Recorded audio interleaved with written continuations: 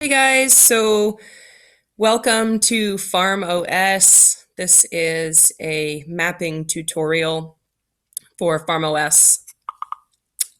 So this is really what you're going to see as soon as you log in to your FarmOS instance, your FarmOS account. You'll see this dashboard here with the date and different metrics. You guys probably won't have any metrics when you first pull this up. I've already mapped a lot of my farm areas since I was a program participant last year. So that's what I want to teach you all how to do today. Define different polygons on your farm, in your garden, whatever space you're growing vegetables, fruit on, and create beds inside of those polygons that you'll be able to link the samples that you're producing forms for to in the progressive web app. So if I were to select this bed, it would actually come up as quad C, bed 21. It even comes up and calculates the square footage. And then last year, I sort of went above and beyond what we were supposed to be doing as farm partners and actually input a lot of management data that I didn't need to put in. That's up to you all. If you want to use some of the more advanced features of FarmOS, you're welcome to. But if you do enter management level data, that will actually display when you select the bed. So pretty cool. So let's get started. So I'm going to zoom out. This isn't a part of our farm. This is actually an upper meadow that will never turn into a garden space. But for the purpose of the tutorial today, I'm going to create it into a garden space. So to start mapping, select Add Area.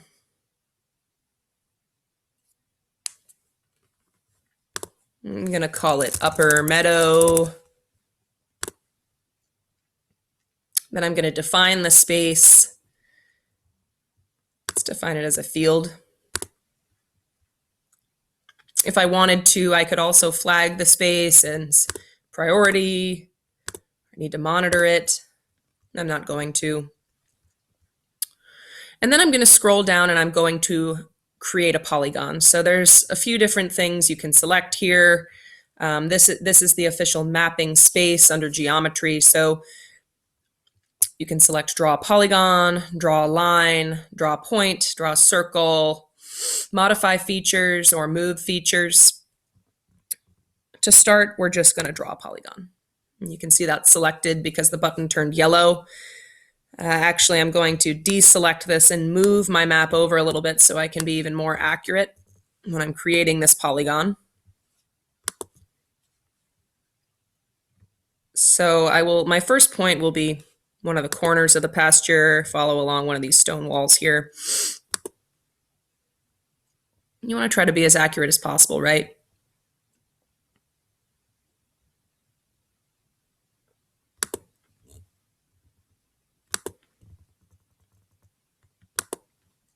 Because FarmOS will actually, as you can see, calculate the area of this space. So 2.63 acres. So now that polygon is created. You could create two polygons if you wanted to. So, you don't have to do one at a time.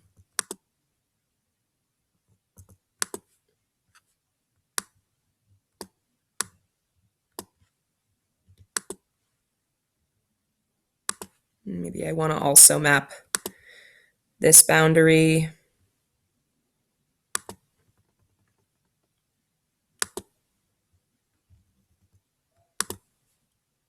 Right, and now that's complete. Once it turns orange, it's complete. So now, if I wanted to add a description,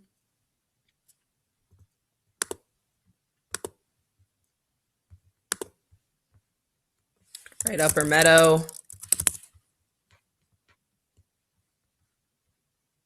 If I wanted to attach files, I wanted to add photos, I could add photos.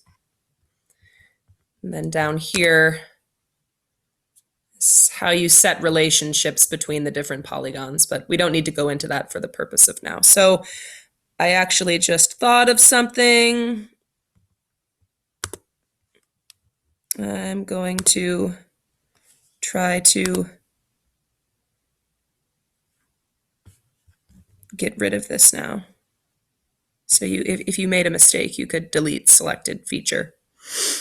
I realized I only want this to be the upper meadow. This is a different upper meadow. So I'm going to delete this. So delete selected feature, it's gone now. Deselect this, you don't actually have to. Scroll all the way down. Press save.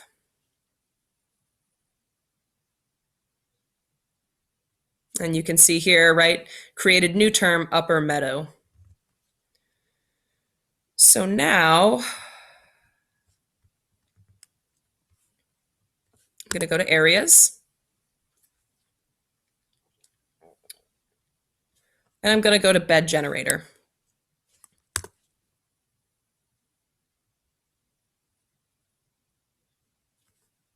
So as you can read here, this area generator tool is used to generate multiple parallel child areas within a parent area. This is useful for automatically drawing beds within a field. Select a parent area, specify how many child areas you want in it, and the area orientation. Areas will be generated to fill the parent. So the parent area in this case is the upper meadow.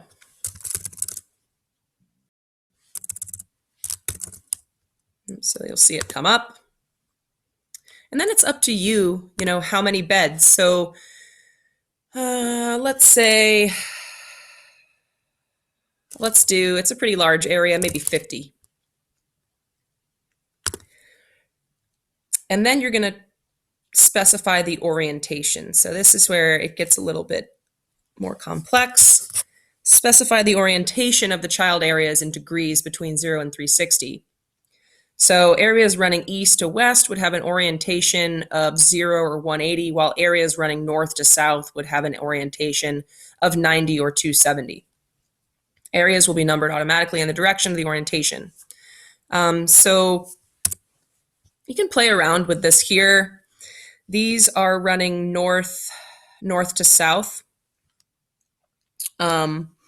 So we're going to let's try 90. Preview first. All right, so that's a little bit slanted, right? Like you can see here. So let's try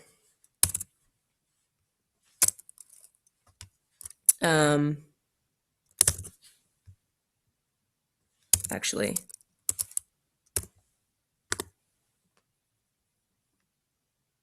nope.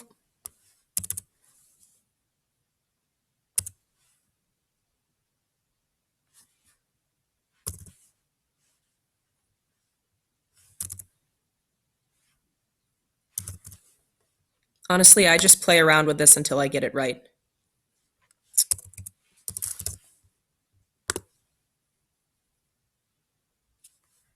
I'm having a hard time seeing. All right, let's make this less.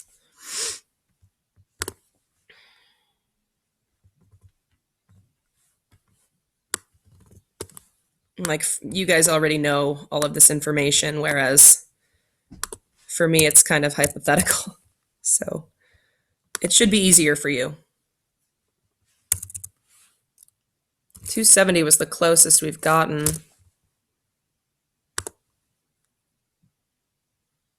All right, that looks good. That looks good enough. So now, actually, let's put that down even more. I'm looking at this weird space and this weird space on the side, but it's okay. You guys get the gist. So then I'm going to press generate.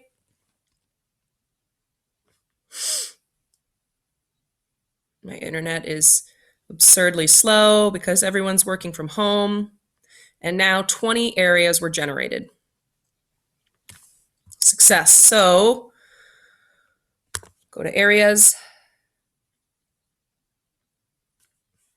And you will now see under Upper Meadow, Upper Meadow Bed 1, Upper Meadow Bed 2, Upper Meadow Bed 3, Upper Meadow Bed 4.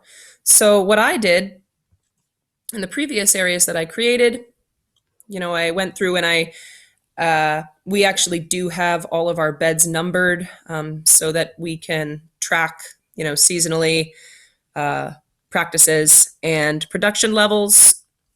So I had to go through and rename all of these beds, which is something that you could do too, right? Like if these beds, the bed numbers that you have at your farm don't correspond with what's generated in FarmOS, I could go in here, select Upper Meadow Bed 1. It's a skinny bed. Select Edit. And then, and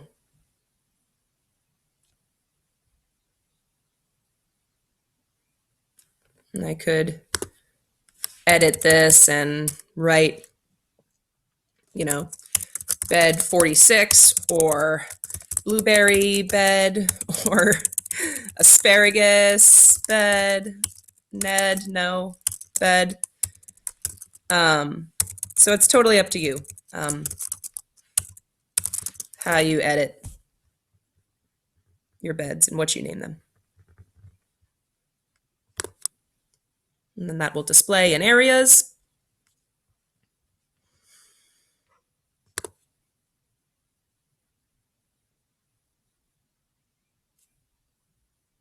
Come on. All right, so now it's renamed. Go back to areas. And the name will have changed in your menu. All right.